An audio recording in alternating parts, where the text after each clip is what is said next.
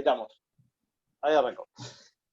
Bueno, hoy nos toca ver con Pepe y yo vamos a charlar un ratito del tema de los contractualistas, que son unos filósofos políticos del siglo XVI, siglo XVII, perdón, siglo XVII y siglo XVIII, que por orden de cronológico, la mejor forma de verlo, porque así vamos viendo el contexto histórico político en el cual emiten sus opiniones, sus juicios. El primero de ellos es Thomas Hobbes, que escribe su obra, la obra que más importancia le damos, que es el Leviatán, a mediados del siglo XVII, 1650 aproximadamente. 40 años después escribe John Locke, y 100 años después de Hobbes, en 1750, escribe el contrato social Jean-Jacques Rousseau. Los tres son considerados contractualistas, pero lo importante de entender es el concepto, digamos, más allá del título que se les ponga. Acá lo más importante es que a partir de Hobbes, lo que va a cambiar radicalmente, epistemológicamente, brutalmente, es que la situación, que significa la resolución de las cuestiones políticas, va a dejar de tener que ver con el mensaje divino. Todo lo que antes era potestad de la Iglesia va a pasar a ser potestad de la razón humana. Ese es el principal cambio que se va a registrar. Porque hasta ese momento, quienes resolvían las cuestiones políticas era la intervención de la Iglesia. Y a partir del pensamiento de Thomas Hobbes, esto va a tener un cambio tan radical, tan importante, que los tres van a ser considerados enemigos mortales de la Iglesia. Los tres van a ser perseguidos por el clero. En el caso de Rousseau va a ser perseguido hasta físicamente. En el caso de Hobbes, los libros, él muere en 1688, en 1690, la famosa Universidad de Oxford, tan conocida del mundo, reúne todos sus libros en una pira pública en el campo, en lo que es el campus actual, y los quema. Los libros de Hobbes, hasta no hace menos de un siglo atrás, estaban en lo que se llama Index Librorum Prohibitorum, que son los libros que la Inquisición prohibía. O sea, Hobbes estuvo prohibido hasta no hace mucho tiempo atrás por la Iglesia. Eso marca la evidencia de que para el clero estos pensadores, sobre todo Thomas Hobbes, que es el punto de pie inicial, significaron una derrota muy importante, porque siempre para la Iglesia tener divididos a los reinos y tener representantes y embajadores en todos ellos les significaba poder cobrar un diezmo importante, poder, más allá de eso, ¿no? Poder tener peso en las decisiones políticas de los gobiernos. Y acá es cuando se hace un corte definitivo y se le dice a la Iglesia, a los profesionales de las religiones, vayan a las naves de las iglesias a emitir sus sermones, pero no se metan más con la cosa pública. Imagínense de lo que significaba en un mundo en el cual los reyes eran los representantes de Dios en la tierra, ni más ni menos. Cuando hablaban, por boca de Dios hablaba Dios. Bueno, esta fue una ruptura epistemológica enorme, gigante. Hobbes, que es el primero, vamos a decir que es claramente un racionalista y empirista, si quieren, pero sobre todo racionalista.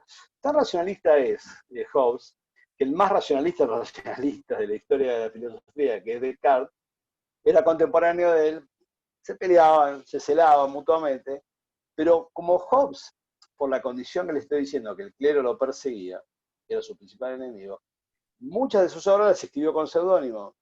Llegó hasta el punto, fíjense, la sociedad con Descartes, que es aquel que dice aquella famosa frase, pienso, luego existo, o sea, la razón es lo que me da la existencia, tan brutal que uno de los escritos de Hobbes, como tenía un seudónimo, públicamente en Inglaterra se creía que lo había escrito Descartes. O sea, como escribían los dos en latín, se confundían incluso en las narraciones. Por eso decimos que es un gran racionalista. Además, va a tener, más adelante voy a contar una cuestión de su vida que le hace un cambio radical en su pensamiento. A diferencia de lo que es empirista, digamos, no piensa en la razón, sino que observa los hechos. Pero eso es un tema en la filosofía. ¿Qué nos dicen todos estos autores? Todos estos autores vienen de una tradición filosófica que se llama iusnaturalismo, no nos interesa mucho, pero el iusnaturalismo lo que nos dice es que hay tres derechos inalienables en los hombres, que son la vida, la propiedad y la libertad.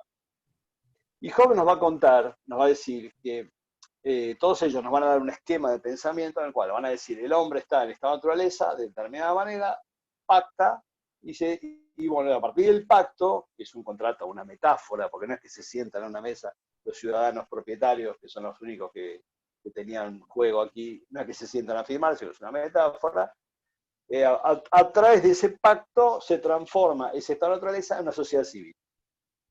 Se constituye el Estado, de alguna manera, ¿no? Se está constituyendo el Estado.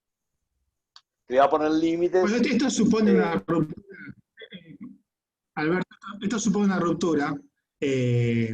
También vos hablás recién de la ruptura con la religión acerca de la organización social y política, y esto implica también una ruptura en relación a lo que dijiste, con esa visión del mundo previa a los contractualistas o contemporánea con los contractualistas, en la que la sociedad era un orden natural. La sociedad, un orden natural organizado por los designios divinos que eran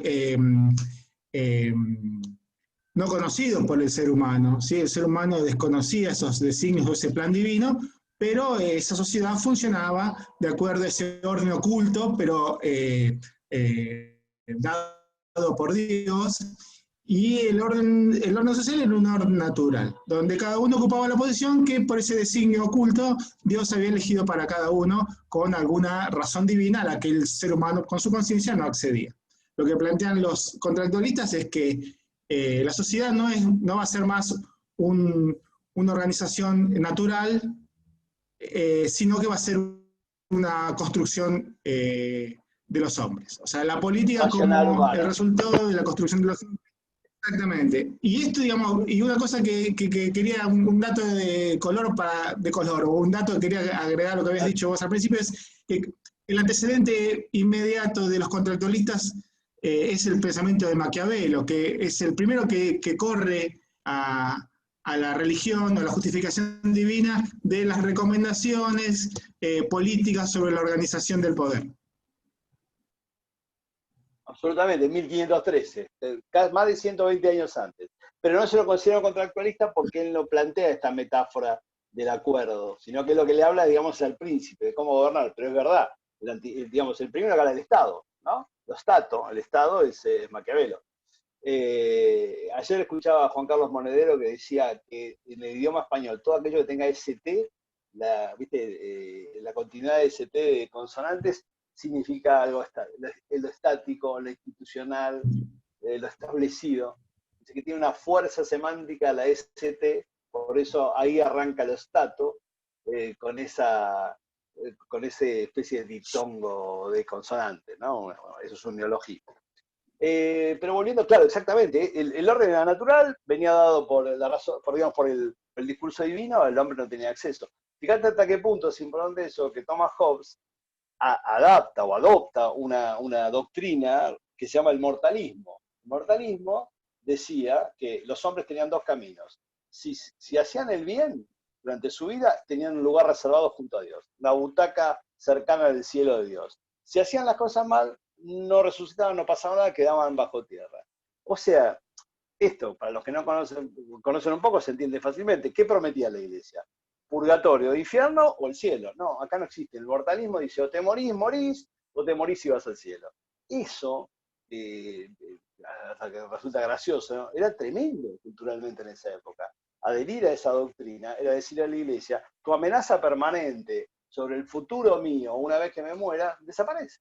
Yo puedo comportarme como quiera, que si me comporto en los términos culturales me estoy comportando mal, a lo sumo no resucitaré. Pero no es que voy a tener una eternidad de latigazos en la espalda dados por el diablo, no va a pasar. Bueno, esa doctrina del mortalismo a la cual adhiere Hobbes es tremendamente importante para que la Iglesia lo considere un enemigo mortal y lo persiga permanentemente. Bueno, Hobbes lo que tuvo de característica notable es que vivió como 90 años, así que algún pacto con el diablo de derecha, ¿no? Porque vivir 90 años en el siglo XVII no es para cualquiera.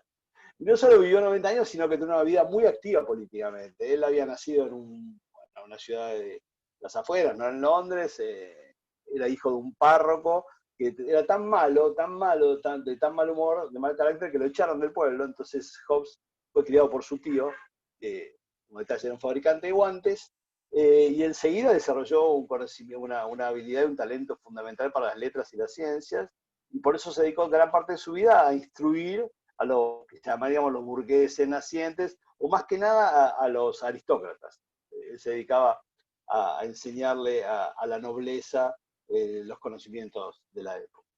Bueno, es importante entender entonces, vamos a la teoría, si no sería larguísimo, nosotros podemos con Pepe estar hablando de contexto histórico esta mañana, de historia social y política de Europa, así que vamos a hacerlo más corto, después redondearemos un poco.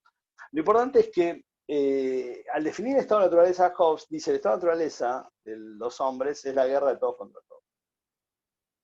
Es el caos, ¿no? Ahí los hombres pelean todos por conquistar lo que no tiene dueño, porque como no hay ley en el estado de naturaleza, no hay propiedad, atentos chicos, no hay propiedad privada en el estado de naturaleza para Hobbes, por lo tanto todos tenemos derecho a todo, y en esa pelea permanente de todos contra todos, para adquirir por orgullo, por codicia, o por valentía, por lo que fuera, la lucha es permanente. Llega a decir Hobbes graciosamente que un hombre puede reunir un ejército privado o tener mucha fuerza o rodearse de armas, pero a la noche se queda dormido y cuando se duerme lo mate. Entonces no hablamos de mujeres, porque las mujeres en esa época eran todavía consideradas una minor perpetua, es decir, un perpetuo menor, la conducta de los menores se les asociaba, y los hombres de que hablamos son los ciudadanos propietarios. Bueno, no tenían seguridad. La falta de seguridad los va a llevar a los hombres, el temor a la muerte violenta, dice Hobbes, va a llevar a los hombres a pactar. ¿Qué es el pacto? El pacto es una cesión de toda la voluntad de cada uno de los hombres en un monarca. Que ese monarca queda en estado de naturaleza. ¿Por qué? Porque como es quien hace las leyes, no hay ley que lo comprima, que le ponga impedimentos. Por lo tanto, el único que queda en esta naturaleza es el monarca. Los demás, quienes firman metafóricamente ese pacto, y permanecen en la sociedad, garantizada su vida por el rey. O sea, el rey lo que hace, la contraprestación que tiene que darle el rey a los ciudadanos que le ceden su voluntad, es garantizarles la vida. Y al garantizar la vida también les garantiza el comercio, les garantiza la actividad profesional, les garantiza que va a haber seguridad para los negocios. Por eso es que se puede decir que en los términos económicos inauguraría una especie de liberalismo, las bases del liberalismo económico, porque les va a permitir a los hombres, al recuperar la seguridad, poder comerciar entre ellos. Ahora, Hobbes dice, y ahora te dejo, Pepe, si necesitas decir algo, claramente dice Hobbes, que no hay que remontarse a la historia, prehistoria, para encontrar esta naturaleza. Esta naturaleza está ahí, es la sombra del hombre. Es el lugar en donde el hombre se transforma en lobo del hombre. ¿Y por qué dice eso? Porque en 1640 a 1650 en Inglaterra hay una guerra civil que enfrenta a la monarquía y la aristocracia por un lado y a la fuerza burguesa propietaria por el otro. Una guerra civil como guerra civil a Hobbes no le interesaba para nada, al contrario, combatía la idea de la guerra civil, porque dice la guerra civil destruye riqueza, la guerra de conquista no, como todo inglés era pirata, y le encantaba la conquista de territorios extranjeros, porque ahí se podían traer riquezas, pero la guerra civil, que era la pelea de todos contra todos, que era el estado de la naturaleza, era una sombra ominosa, iba a acompañar al hombre siempre, podía caerse inmediatamente en el estado de naturaleza, no era una construcción tautológica para explicar su teoría. Era una existencia permanente. Inglaterra vivió de 1640 a 1650 una guerra civil. En 1649, en Inglaterra se produce un suceso, a ver si lo puedo mostrar acá en la pantalla. No soy un capo para esto. Decime si sale, Pepe. Sí. Se me apagó todo. Ahí está. Bueno, en Inglaterra se produce un suceso que en la historia de la humanidad ocurrió 20 veces. Nosotros acá en este curso vamos a ver los dos, ¿no? La ejecución de Carlos I, estamos matando acá, están matando al rey. Fíjense que la cabeza ya la tienes al finalizar la guerra civil, en la cual triunfa el sector que no es del aristocrático, triunfan los burgueses, y se produce el regicidio. Un regicidio no es una pavada, porque acá están matando al Hijo de Dios en la tierra. Fue un acontecimiento que no ocurrió, como le decía, muchas más veces, 20 veces en la historia, como mucho, en Inglaterra una sola vez, y es esta. Y después de este suceso, que es un suceso muy impactante en la cultura inglesa, va a haber 10 años en los cuales va a dejar de ser un reino. Inglaterra se va a transformar en el Commonwealth, en una república, en la cual van a gobernar los burgueses, aquellos que ganaron esa guerra civil. Hobbes se va a acomodar con todo, digamos, Hobbes, a pesar de que va a defender la monarquía absoluta, no tiene problemas con la república, con el Commonwealth, que dura 10 años en los cuales no hay monarquía en Inglaterra, producto de la salida producto de ese estado de guerra permanente que él habla del estado de naturaleza, que culmina con el enjuiciamiento del rey, que ya que tengo un minutito para contarlo, nunca se supo quién fue el verdugo, porque el verdugo oficial no se animó a cortar la cabeza al rey. Y ahí en el dibujo, ahora lo dejé de compartir, pero está cara descubierta, eso es irreal. El verdugo, nunca se supo quién era, el verdugo mostraba su rostro. Porque fue un acontecimiento formidable, ¿no? Formidable. Le ocurrió una mañana de enero de muchísimo frío, en la cual se puso doble camisa para no temblar de frío, pero en realidad tenía miedo que la gente creyera que él tenía pánico de la muerte, enfrentó la muerte e hizo un discurso antes. Y fue tremendo para la cultura europea y fue tremendo para Inglaterra. Hay muchísimas consecuencias todavía visibles en la cultura inglesa. Si tengo tiempo después las cuento de aquel momento de regicidio. Bueno, Hobbes escribe más o menos en 1650 su libro, lo publica, y sigue con su vida política hasta su muerte. Ahora, hay un par de acontecimientos que quisiera contar a él que son claves en su vida. Una es que mientras se produce la guerra civil, la corte inglesa se muda a Francia para protegerse. Y ahí está Hobbes, educando al príncipe Carlos, que es el hijo de Carlos I, ese que perdió la cabeza, que va a ser su sucesor, Carlos II. Carlos II, para quien Hobbes, para Hobbes no estaba preparado para ser rey, va a ser el sucesor posteriormente, cuando se termina la República, esos 10 años de Commonwealth, cuando en 1660 muere el presidente, digamos, el jefe de esa estructura, que era el Cromwell. Al morir él vuelve a restaurarse la monarquía y quien asume es quien había sido su alumno, Carlos II, para quien Hobbes no estaba preparado suficientemente. Hay una anécdota que dice que en el momento de la coronación cruzan una mirada Hobbes y Carlos II. Carlos II va a ser un rey autocrático que lo único que busca es vengar la muerte de su padre. Pero me gustaría decir una cosa acerca de... Hay mucho para contar, sobre todo el momento de la muerte, el lugar donde lo mataron. No sé si tenemos tiempo. Pero me gustaría decir una cosa. Hobbes, en 1635, él ya había estado 3 años de paseo por Europa con un aristócrata que se lo llevó para que le enseñe cómo era el continente. Estando en Italia, en 1635, va a visitar a un lugar cercano de Florencia, que se llama Velosguardo, a una persona que para mí está en el top 5 de la humanidad, que es ni más ni menos que Galileo Galilei. Galileo lo recibe a Hobbes en su casa, varias veces lo va a ver. Él estaba en ese momento en el exilio forzoso, en realidad había sido tomado por la Inquisición. ¿Se acuerdan que, sino porque no saben, Galileo había propuesto su modelo heliocéntrico, el universo conocido, girado alrededor del Sol, y para la Iglesia eso era un insulto brutal, porque si la Iglesia estaba en la Tierra y Dios era una idea terrena, la Tierra era el centro del universo. La Inquisición lo llama, digamos, a declarar, a arrepentirse de su doctrina, y bueno, y Galileo, cuando escucha que están raspando los fósforos para prender la hoguera, a pocos metros donde estaba, decide arrepentirse frente al tribunal inquisitorio de la teoría geocéntrica y acepta, perdón, la heliocéntrica, y acepta la geocéntrica, o sea, acepta la teoría de la Iglesia. Pero por lo bajo dicen sus biógrafos, imposible de probar, porque no había nadie. Una fuente dice que después de renunciar dijo la frase famosa de Pur si mueve, que quiere decir, sin embargo, la tierra se mueve. La cosa que va a ese lugar que se llama Velosguardo, que es un lugar en la cercanía de Florencia, y es visitado por Hobbes. Y Hobbes, imagínense lo que es el choque cultural de recibir el impacto de conocer a Galileo, de conversar con él,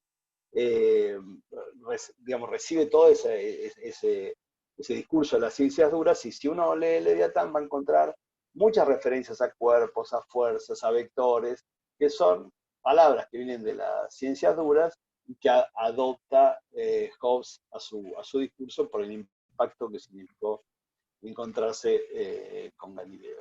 A pesar de eso, digamos, Hobbes escribe increíblemente, 2 años antes de morir, una autobiografía en verso y en latín, y no lo nombra a Galileo, notablemente, a pesar de que había sido tan impactante para su vida, como es lógico de pensar, no habla de esa visita. Lo que sí cuenta, y acá termino con Hobbes, es un hecho notable, que es que cuando su madre está embarazada, la Armada Invencible, que era la Armada Española, se dirige a invadir Inglaterra. Inglaterra nunca fue invadida, tampoco Hitler pudo en el 40, salvo los normandos en el siglo XI, podían decir los ingleses que su isla está invicta.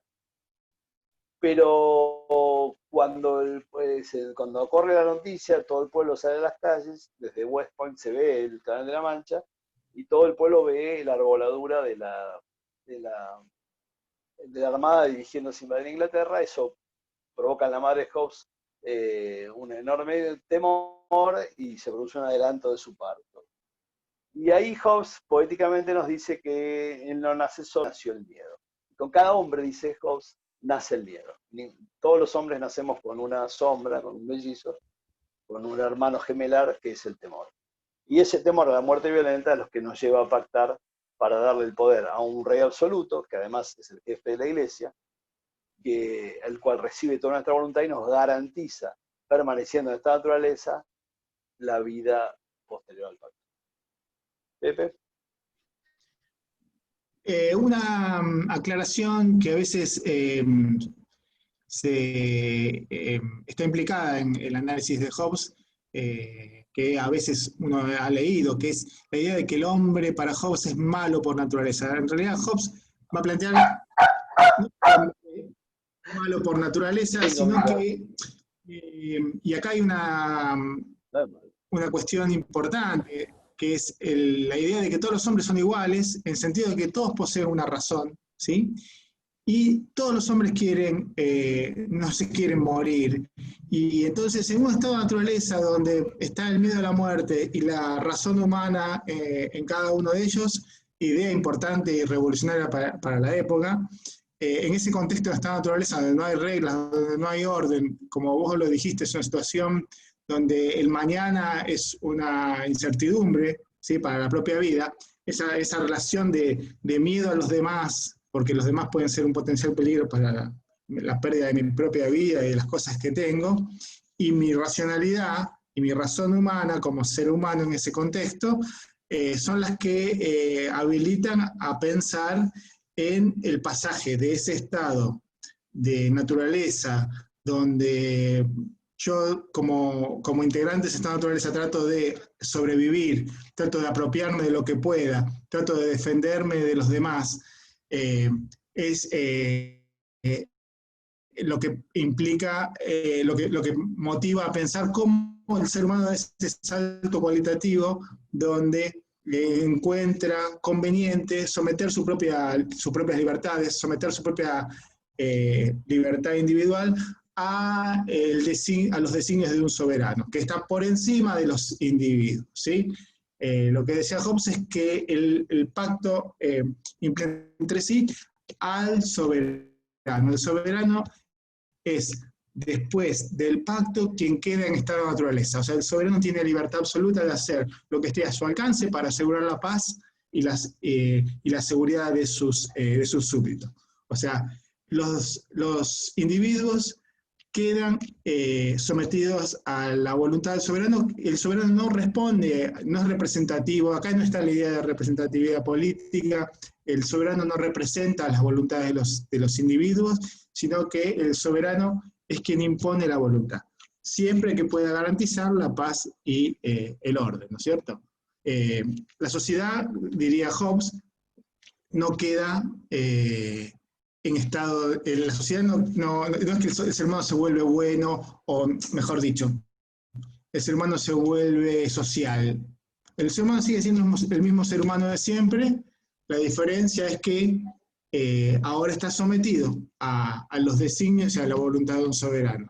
Pero el ser humano no cambia. Por eso la figura que vos mencionabas de Leviatán es ese monstruo marino donde está lleno de individuos que lo componen. O sea, la sociedad sería para el pensamiento de Hobbes un montón de individuos, o la acumulación de individuos que están, en vez de tener temor entre sí, tienen temor a lo que el soberano haga si ellos incumplen con lo pactado, incumplen con las reglas impuestas por el soberano, ¿no es cierto? Perfecto, y no solo eso, sino que no hay posibilidad hay que de romper el pacto, perdón. No hay posibilidad de romper el pacto. Si vos no estás de acuerdo con las decisiones del monarca, tenés que irte del territorio, no hay posibilidad de rebelarse. Así como decís vos, digamos, acá el Leviatán está formado por las voluntades individuales, pero las perdieron.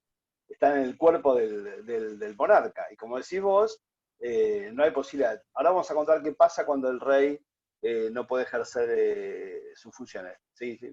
Yo corto el audio por mi perro. Sí. Entonces, acá hay dos ideas revolucionarias. Uno, que la propiedad privada no es natural al ser humano, o sea, no es que existe un recurso como la propiedad privada que ya está designado de antemano y al cual unos merecen y otros no merecen, sino que la propiedad privada no existe, sino que la propiedad privada es una construcción de los hombres, ¿sí? Y que todos los hombres son iguales. Los hombres son iguales, todos poseen una razón que les permite entender por qué es más conveniente someterse a un soberano, someterse a una voluntad que está por fuera de los individuos, ¿sí? Para poder garantizar y hacer desaparecer ese miedo a su propia inseguridad vital, ¿no es cierto? Estos son dos elementos que en el contexto en el que escribe Hobbes son, digamos, podemos decir que son revolucionarios, ¿no? Y también en relación a la idea esta propuesta de un soberano absoluto es, en el contexto en el que escribe Hobbes, también es una idea progresista, ya que las monarquías absolutas son el momento de transición necesario para pasar de los estados atomizados feudales a la etapa necesaria para la concentración del poder, la racionalización de los recursos administrativos, fiscales y bélicos, indispensables para que luego pudiéramos entender por qué existe un Estado moderno con las características de las que, bueno, ya hemos comentado en otro momento. Lo que decís vos, la centralización del poder, pero bueno, eso es un tema también precioso, pero se nos haría muy largo, pero es verdad, ¿no? Lo que se llama Estado, que es una construcción moderna, lo que tiene es eso, el monarca absoluto es el que reconcentra el poder después del periodo feudal, de lo que llamamos los territorios feudales. Ahora, como decíamos recién, y decías muy bien vos, el rey tiene que cumplir con garantizar la vida de los súbditos. De los súbditos, en condición de tener su vida garantida, comercian, trabajan, acumulan, lo que fuera. Ahora, ¿qué ocurre? Dice Hobbes. ¿Se puede rebelar? Un súbdito no. Una vez que el pacto está establecido, no hay posibilidad de rebeldía. Si no está de acuerdo con las decisiones del rey, que puede pasar, no puede permanecer en ese territorio o callar. No le queda la posibilidad de ejercer la protesta. Pero fíjense ustedes que cuando dice Hobbes que el pacto se disuelve también cuando ese rey es derrotado bélicamente o es prisionero de otro rey.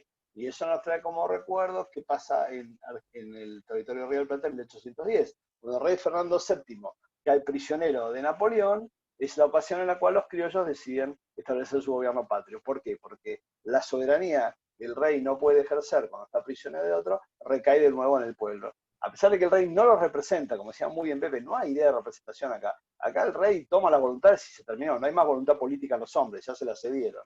Sin embargo, cuando ese rey no puede ejercer el poder, la soberanía recae de nuevo en el pueblo. Bueno, pasamos a, ¿te parece pasar ya a John Locke? Sí, igual creo que no va a quedar tiempo, me parece. Vamos a tener que hacer otro. O reiniciar otro. Me dio ya Pues tiempo, ya me dio el 5. tiempo extra, Pepe. Ya me Bueno, lo dio. perfecto. Bonus. Bien, Un bien. bonus me Dale. dio. Se ve que le gusta el Zoom. Bueno,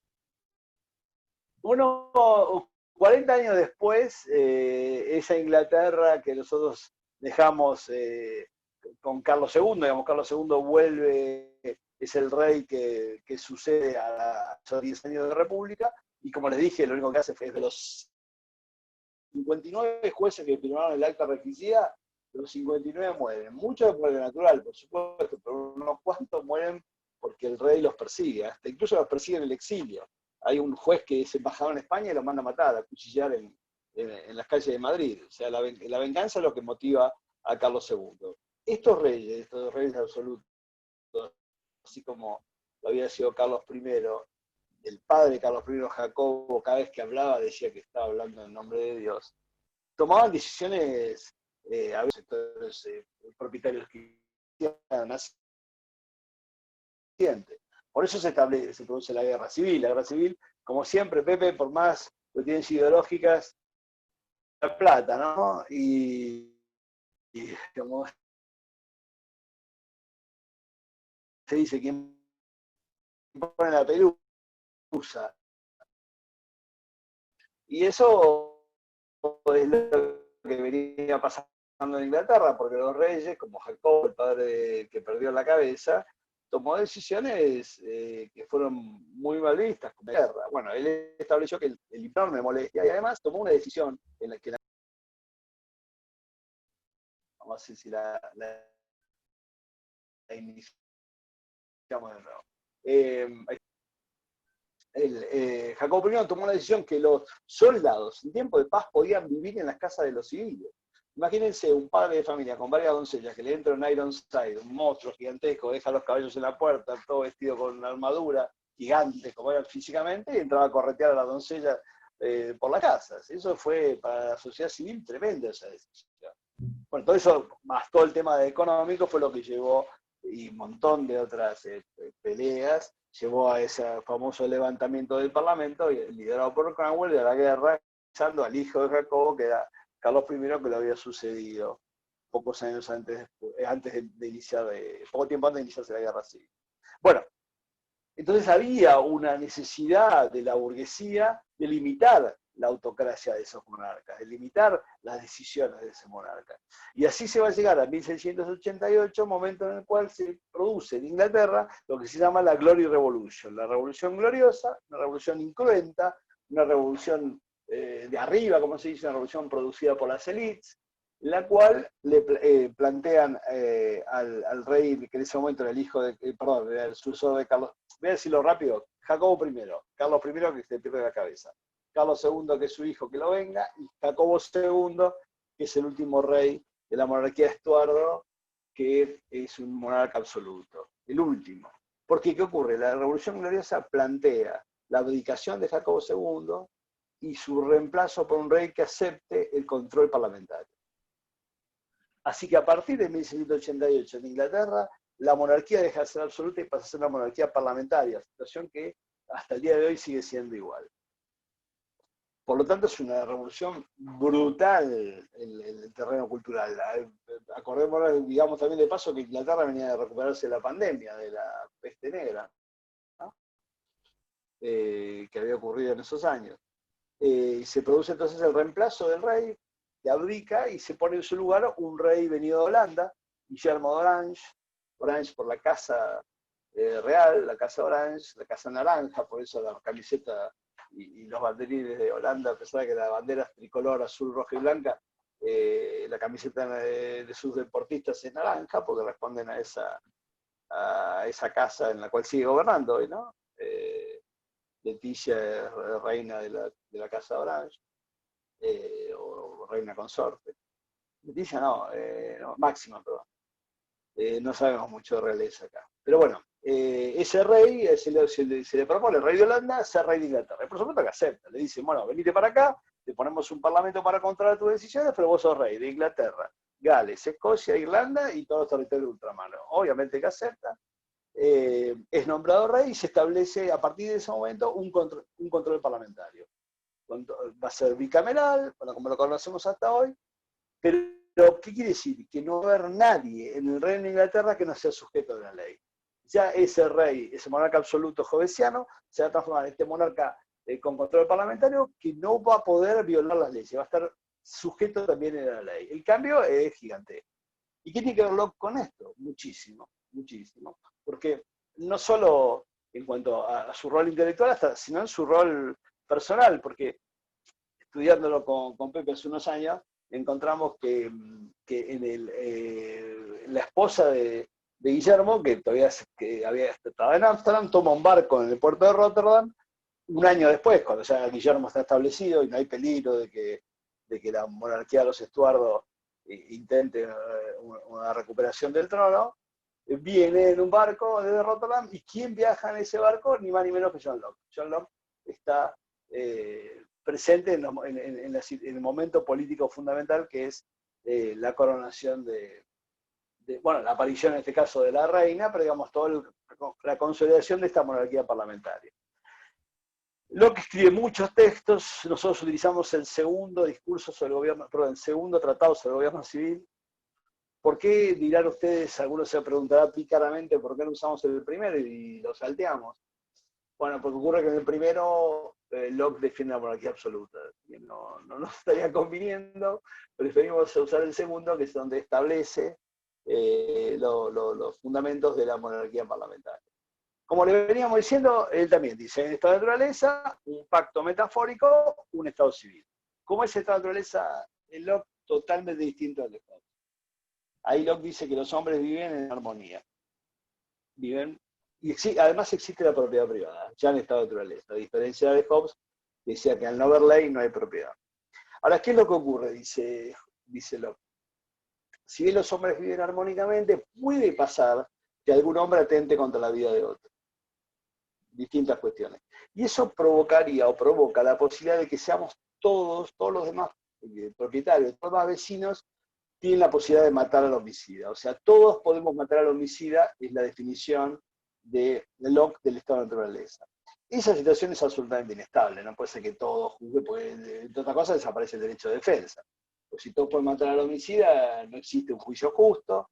Por lo tanto, la inestabilidad lleva a los hombres a establecer la necesidad de un juez en común. Ese juez en común va a ser el monarca parlamentario surgido de ese pacto metafórico, ese contrato que establece el gobierno civil.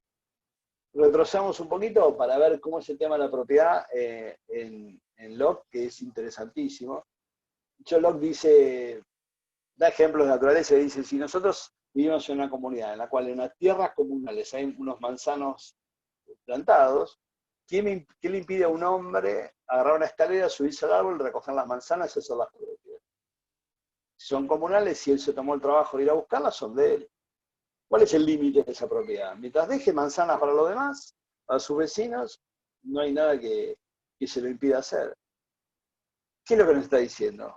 Que al objeto natural, el hombre le transfiere su trabajo, que es el trabajo intelectual y físico de recoger las manzanas. Es objeto natural más trabajo humano, propiedad. Nos está diciendo que en la propiedad, que el trabajo humano genera propiedad, y eso genera valor. Eso es un fundamento que Marx conoce muy bien. No quiero decir con esto que Marx es lockeano, pero Marx había leído muy bien a John Locke, porque John Locke anticipa unos cuantos años la idea de que el trabajo humano genera valor, y que el trabajo es la propiedad inalienable de los seres humanos. Es lo que el hombre le transfiere al objeto natural, su trabajo. Hay más ejemplos, por ejemplo, dice, si hay un manantial de agua surgente, ¿quién va a discutirme a mí que si agarra una jarra de alpaca, voy a ir lleno de agua, el agua es mía? Mientras yo no haga un canal y me lleve todo el agua a mi casa y deje agua para los demás, es indiscutible que el trabajo que yo me tomé transfiere a ese agua mi propiedad. ¿Se entiende? O sea, que la propiedad humana es la transformación mediante el trabajo de los bienes naturales. Siempre y cuando se respete que los demás vecinos tengan acceso a los mismos bienes. Esta obviamente es una idea de propiedad, digamos, rudimentaria, porque indudablemente después los hombres van a establecer convenciones por las cuales objetos imperecederos pueden comprar objetos perecederos. Digamos, una pepita de oro se puede cambiar por 10 quintales de manzana, o un espejito de colores, o un cheque, o bueno, un documento bancario, o un papel moneda, que son imperecederos, puede ser cambiado por productos perecederos. Que ese es el principal crimen, porque si yo me llevo todas las manzanas y no dejo para que mi vecino haga su apple pie, estoy cometiendo un crimen, porque a mí se me van a pudrir la manzana. Entonces nadie pudo disfrutar la manzana, nadie pudo incorporarla, nadie pudo alimentarse con esa manzana. Eso es una actitud antinatural. Por lo tanto, cuando esas manzanas tienen un equivalente en un producto imperecedero, un pedazo de hierro, espejo de colores, piedra preciosa, cheque, moneda, lo que fuera, ya puede haber cambio. Y al existir esa posibilidad de trocar perecedero por imperecedero, la gente, digamos, aparece la acumulación. Cuando aparece la acumulación ya no está mal visto que una persona recoja todas las manzanas que puede, porque él las va a intercambiar por un objeto que va a hacer que esas manzanas puedan ser repartidas y comercializadas del resto de la sociedad. Ese es el segundo momento de la propiedad de Locke, nos da idea de la posibilidad. Bueno, en ese momento, imagínense, seguramente la inequidad empezaría a aumentar muchísimo, como aparece siempre, la acumulación de riqueza genera diferencias, inequidad y desigualdad, por lo tanto la necesidad de un juez en común era imprescindible. Y así como nos dice Hobbes que la motivación del ser humano es el miedo a la muerte violenta, en este caso, si nos ponemos a pensar muy detenidamente, acá lo que motiva a los hombres es el miedo al hambre. Porque ¿cuál es el temor? Que uno se apodere de toda la comida, de todas las manzanas en este caso, y se las guarde. Y a pesar de que está violentando las leyes naturales, esa motivación es la que lleva a los hombres a decir, no, acá tenemos que tener un juez en común que establezca las reglas. Y ese es el rey. El rey, a diferencia de lo que hoy es el Poder Ejecutivo, en aquel momento era el Poder Judicial. Locke además adelanta la idea de la división de los poderes, ¿no? Así como hay después la hace Montesquieu también. Para él habría tres poderes: el poder ejecutivo, que en realidad es el judicial, el poder legislativo, que es el parlamento que hace las leyes, el rey es el que las juzga como se cumplen, y el poder federativo, que es la diplomacia, el poder de representar a cada estado frente a los demás. O sea que hay una división de poder distinta a la que se ha establecido en Occidente, pero que se inicia también en el pensamiento de John Locke. Que Locke también tuvo una actividad política, como dije, todos estos años, no va a ser tan longevo como Hobbes, pero también va a recibir una visita de, no sé, ¿sabes, Pepe, que él recibe también una visita poco tiempo antes de morir, incluso en sus últimos días, golpea su puerta un científico fundamental también, un top 5, que es Isaac Newton. Newton lo va a visitar porque admiraba mucho el pensamiento de John Locke. Y Newton desde ese tiempo no había perdido el tiempo mientras fue la pandemia de la peste negra, de la peste bubónica, la que transmiten los piojos de las ratas. Inglaterra la sufrió muchísimo. Newton descubrió la ley de gravedad. Y de eso fue a hablar con John Locke. Así que esos años que van desde la transformación de la monarquía, ahora voy a contar qué pasa, porque la importancia que tiene la monarquía parlamentaria.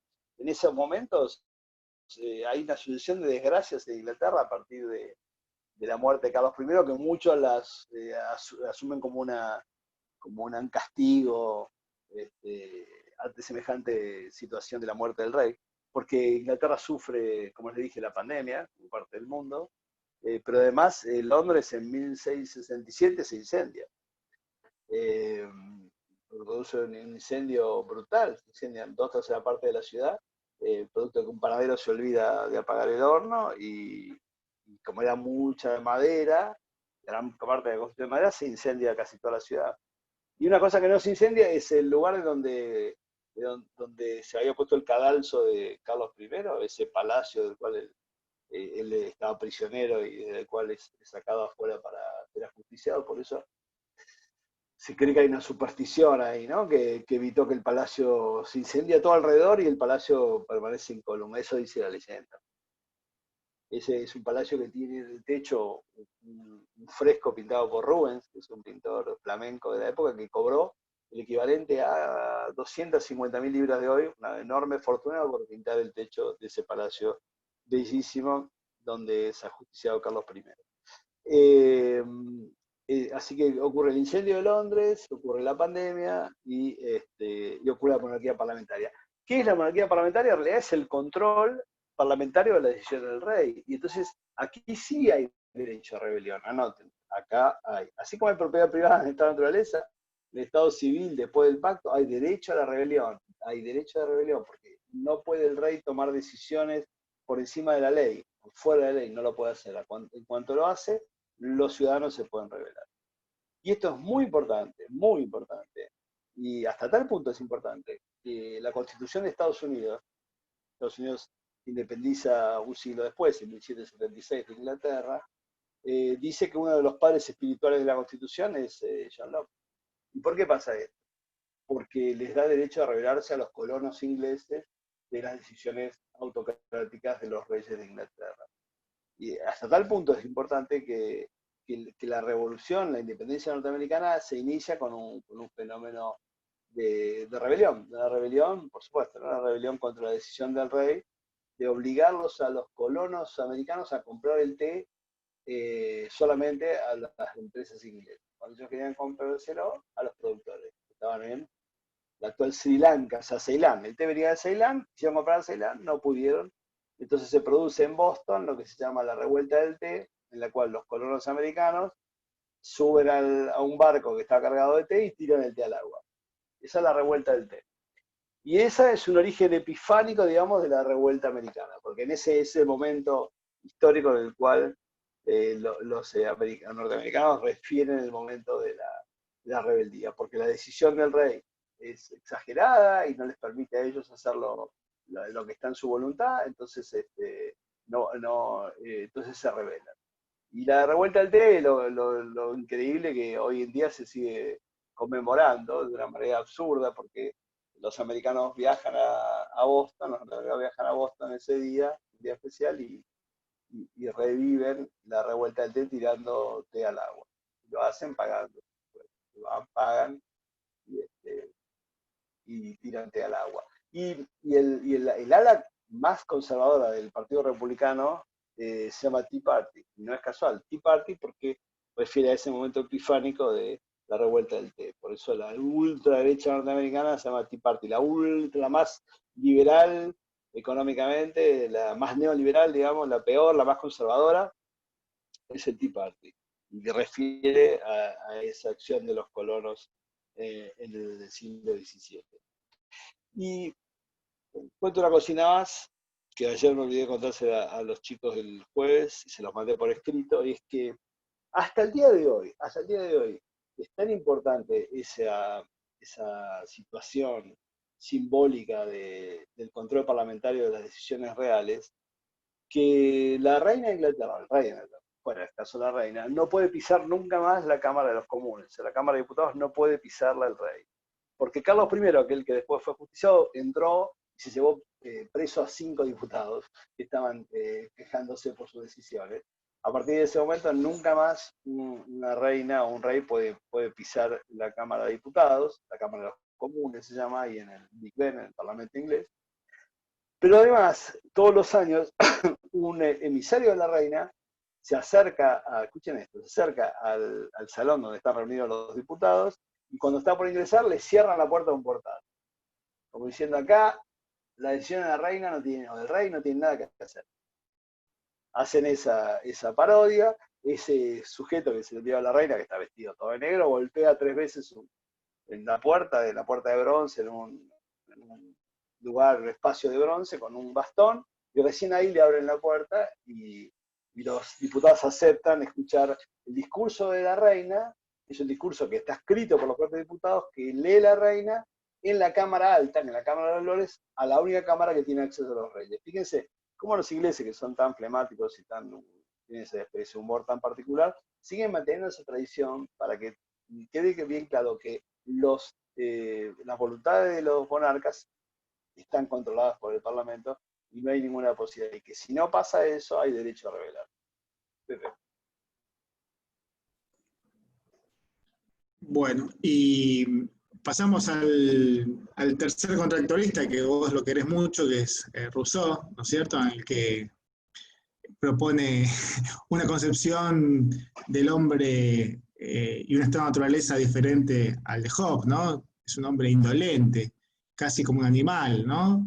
Que en realidad ante los otros no tiene miedo, como en la situación de Hobbes, sino que hay indiferencia. Y entonces acá podemos hacer una comparación también con respecto al estado de naturaleza Hobbes y Rousseau. En Hobbes los bienes son escasos y eso es un factor que incide en ese miedo hacia los demás.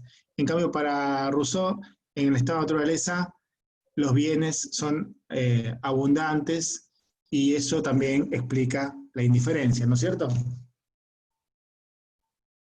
Precisamente, eso es la construcción, a ver, ¿cómo decir? La construcción, el artefacto, el constructo que se imagina Rousseau. Bueno, no es que yo no lo quiera, lo que pasa que que la vida de Rousseau es tan distinta en lo que dice, lo que escribe, lo que hace, que en realidad es un hombre muy perseguido y a veces hasta con ribetes sarcásticos en la vida de Rousseau. Pero en cuanto a la teoría, como decías muy bien vos, Pepe, el hombre en esta naturaleza vive en un mundo pletórico, como decimos nosotros muchas veces. El hombre sale a la mañana de su cueva y está lleno de melones y sandías y recoge las melones y sandías, tiene a su pareja, refugio en la cueva, no necesita nada más. O llega un animal, un cuadrúpedo mamífero y se muere en la puerta de la cueva para que él se lo coma. No tiene nada que hacer. Hasta tal punto no tiene nada que hacer, nada. Ni siquiera existe el lenguaje, no necesita comunicarse con sus semejantes. Ese es el hombre en esta naturaleza, el hombre que imagina Rousseau. Débil para explicar el tema, porque es medio difícil, entonces dice, bueno, si necesitamos imaginarnos a los hombres en esta naturaleza, como es primero el lenguaje, pensemos en los animales. Entonces, esa es la teoría del buen salvaje, del hombre que es bruto pero bueno, que vive una vida en la cual no tiene necesidades insatisfechas, pero que tampoco se comunica con sus congéneres.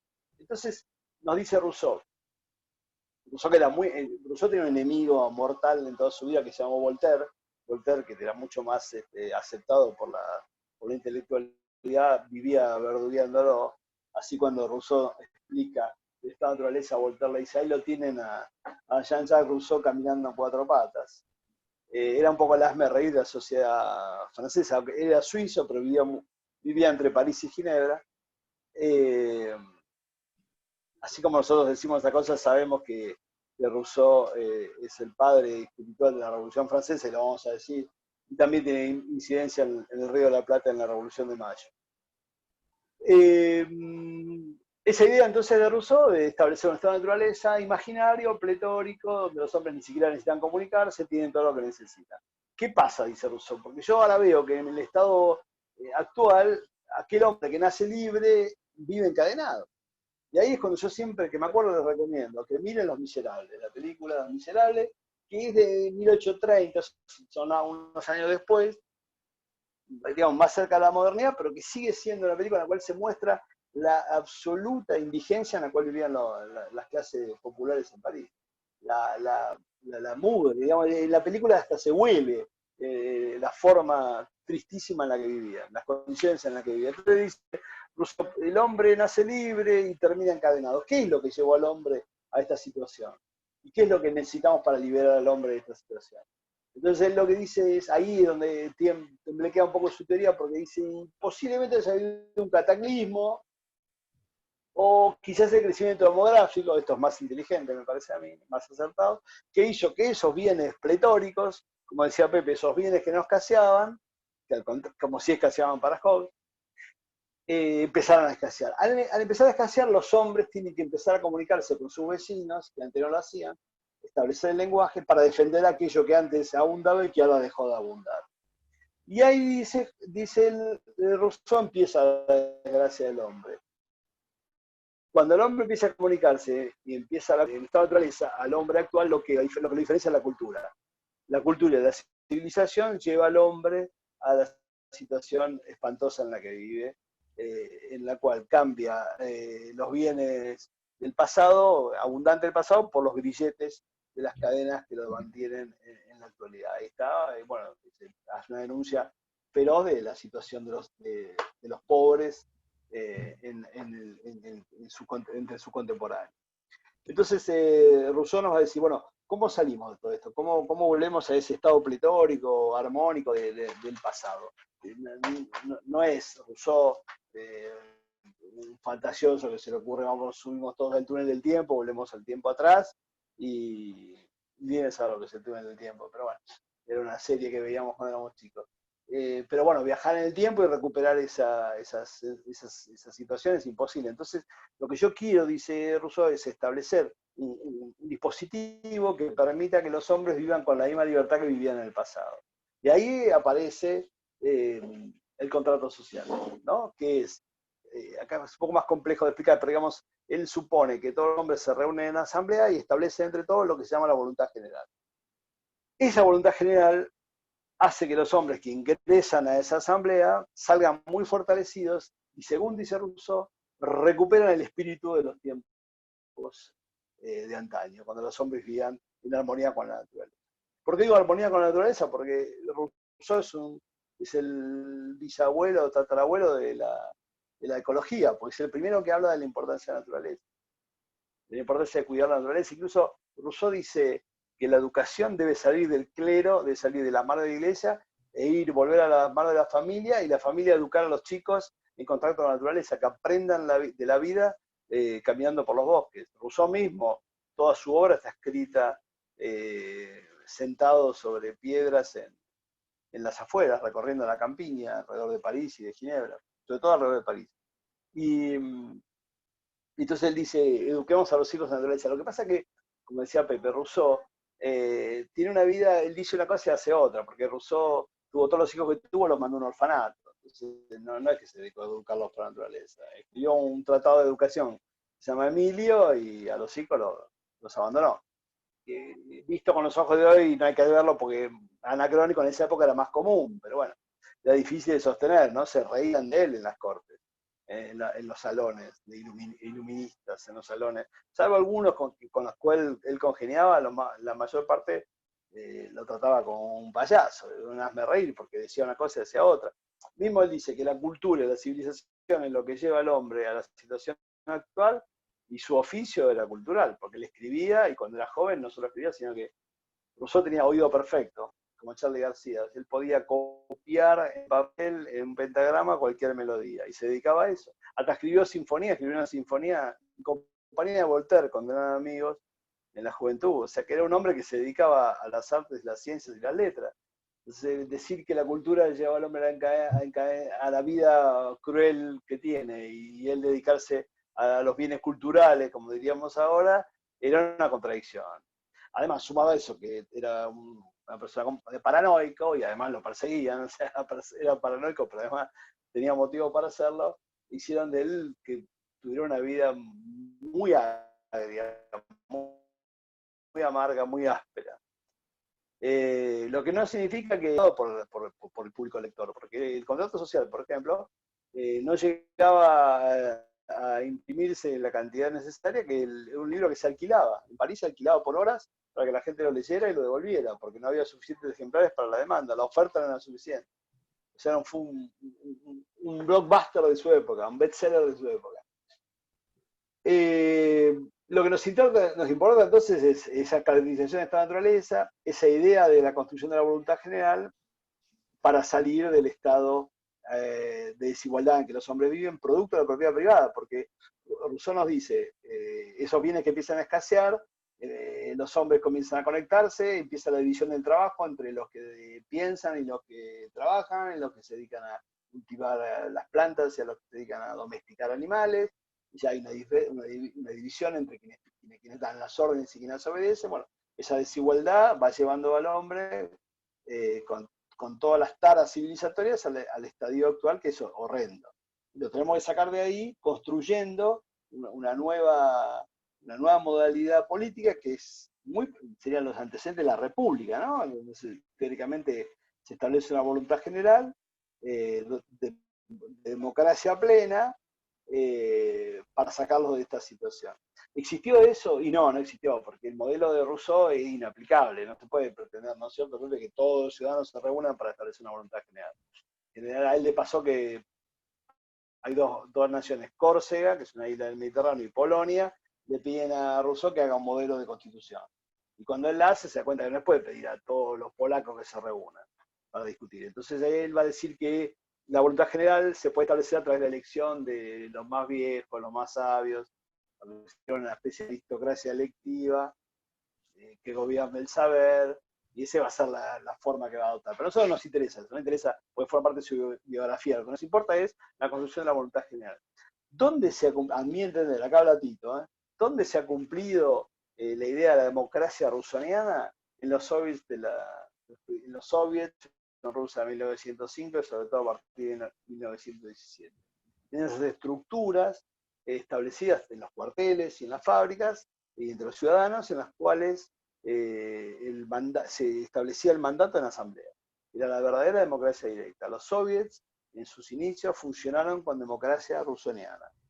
Es allí donde se establece. Y es lo que la crítica que le hace, entre otros, Rosa Luxemburgo, lo verán después con Pepe, a la teoría del partido leninista y discuten a favor de la democracia, diciendo que la revolución se lleva puesta a la democracia. Y bueno, esa democracia es la democracia de Rousseau. Ese es el legado histórico de Rousseau. Por más que yo cuente esas cosas de la vida de él, y hay un montón de cosas más para contar, pero que hoy no vamos a llegar, el establecimiento del modelo democrático es clave. El modelo de la voluntad general es la democracia. ¿Qué le va a pasar a Rousseau? Rousseau va a morir unos años después del contrato social. Va a morir en una finca en las afueras de París, donde un mecenas le permitía escribir en los campos, y es enterrado ahí mismo en una pequeña isla, que es la isla de los Álamos. Pero la Revolución Francesa, que tiene grabado en su frontispicio igualdad, libertad y fraternidad, son las tres palabras que usa Rousseau en sus textos. O sea, que es una especie de padre espiritual de la Revolución Francesa. Y hasta tal punto ese padre espiritual, que la Revolución manda a sacar el ataúd de Rousseau y lo trae hasta el Panteón, que es un lugar donde están todos los héroes de Francia, en París, y dicen que nunca se vio porcentualmente tanta gente en las calles como en la recepción de los restos de Rousseau. O sea que la Revolución Francesa y el pueblo francés el pueblo parisino tenía muy claro la herencia cultural que les dejó Rousseau. A pesar de su vida llena de acritud y de desastres en su vida biográfica personal, su pensamiento fue muy importante para la civilización occidental. Y eso es cuento de paso. Son tan malos los franceses que en el Panteón pusieron la tumba de Rousseau y enfrente la Voltaire. Aquellos que fueron enemigos en vida. ¿Por qué? Por el morbo turístico, ¿no? De decir, acá están enfrentados. Incluso si uno lee todo lo que explican, no hablan nada ni de Rousseau ni de Voltaire, dicen cómo se odiaban. Entonces se fomentan aún hoy ese odio ancestral entre los dos. Digamos que, por lo que vos decís, Rousseau es muy interesante en cuanto a los ejes morales y las directrices de lo que llamaríamos una construcción ideal en términos morales del orden político, lo que es de esa propuesta, ¿no? O sea, la operacionalización que plantea es una operacionalización que se hace poco efectiva, por lo menos en los términos en los que él lo diseñó mentalmente, ¿no? Intelectualmente. Así es, era muy poco operativo, ahí está el término. Era muy poco operativo. Él lo podía pensar para Ginebra. Ginebra era una ciudad de 3.000 habitantes. Imagínate, los propietarios, ¿cuántos serían? No tengo idea, pero el 15%, 500 tales, imposible. Pero no importa, como decimos, lo importante aplicación práctica. La escritura del presidente Rousseau es la democracia soviética, en todo caso. Porque la democracia, y termino con esto, en mi parte, por lo menos. El pensamiento de Rousseau se establece, digamos, en lo que va a ser Latinoamérica, se distribuye como reguero de pólvora. En la Argentina, en la futura Argentina, perdón, en el reglamento Río del Plata, Mariano Moreno es el principal rousseauiano y publica en la Gaceta Mercantil, que es el primer periódico argentino, que no dirigía Mañeto, y no lo publica normalmente así como lo hace Rousseau, sino lo publica en varios fascículos, pero le quita todas las referencias a Dios, le borra todas las referencias a Dios, hace una versión atea del contrato social. Y, o sea, lo corre por izquierda de alguna forma Rousseau. Ese es Mariano Moreno, el más jacobino de la Revolución de Mayo. Incluso si, ya no me animo a compartir pantalla, Pepe, pero quizás después le podés subir, vos tenés la relación por Facebook con los pibes. Le podés subir la foto del libro de Felipe Piña sobre Mariano Moreno, tiene bajo el brazo el contrato social. La pintura el retrato de Mariano Moreno está con el contrato social. Y no solo acá, sino que en lo que sería Venezuela o en el pensamiento de Bolívar, en todos ellos, la idea democrática de Rousseau es una idea claramente igualitaria, va a pesar mucho en el pensamiento de Mariano Moreno, de San Martín, de Monteagudo, de Belgrano, pero sobre todo de Mariano Moreno. Así que, por más que siempre yo me burlo un poco de la vida cotidiana de Rousseau, su herencia es fundamental, importantísima en el mundo occidental. Por mí, Pepe, tendría un par de cosas más para contar, pero ya no sé si vos decís, podemos terminar como vos quieras. Para mí está perfecto, está perfecto, está perfecto. Bueno, Pepe, entonces vamos a intentarlo grabar, en un ratito te cuento cómo Dale, abrazo. ¿está? Abrazo. Chao. Querido.